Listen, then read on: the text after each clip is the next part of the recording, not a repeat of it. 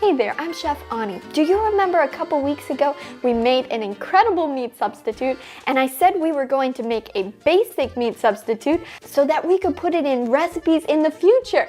Well, guess what, everybody? Today is the future. We are making something so incredible. We are making a vegan beef stew that is just going to blow some people's minds. I'm sure, because it blew mine. So this is one of my favorites. To me, when I eat it, it takes me totally to a different warm, comforting place, and it seems to just give you a big hug, warm hug. Okay, so enough talking, let's get cooking.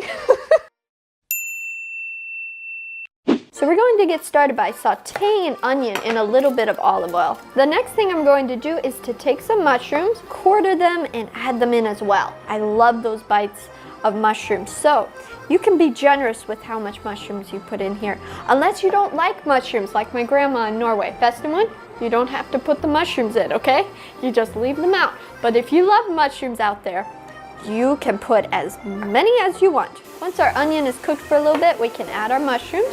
I have some other mushrooms here as well. I'm just gonna throw them in, because why not, right? Now I have my meat substitute. I made a whole video on that. If you haven't seen it yet, I'll put a link down below.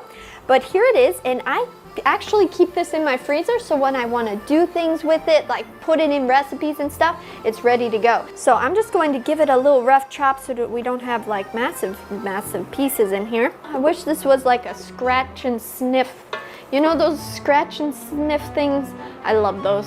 I wish that could be with food, that you could like scratch your screen and you could smell this, because, oh, I wish you could. Clean my cutting board, because Happy Kitchen is a clean one. You should see my kitchen sometimes, let's just be honest. We all have those days when the tornado came through the kitchen, so don't you worry. I have those days too. Adding some garlic, it gives a good a good base. Moving on, I'm gonna peel a carrot, actually 2. You know, this soup just has really basic ingredients, nothing too fancy.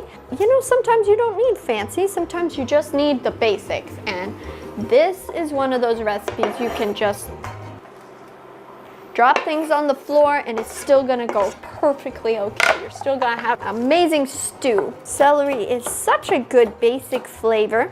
It adds such a nice base to a soup. So our potatoes are all peeled and chopped and ready to be thrown in here as well. We're now going to add some vegetable stock. Now you can either buy it in the store or you can make it yourself. I'll make sure to leave a link down to my recipe for vegetable stock if you want to check that out.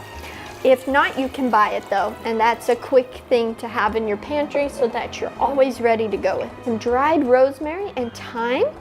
That is going to add a ton of flavor to this.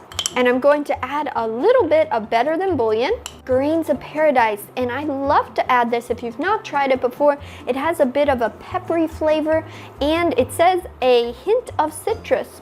It's delicious. I really love it. So I'm going to add that in here as well. And we're going to bring this to a boil and let it simmer for a few minutes. So as you can see, this is looking really good right now. It's been cooking for a while.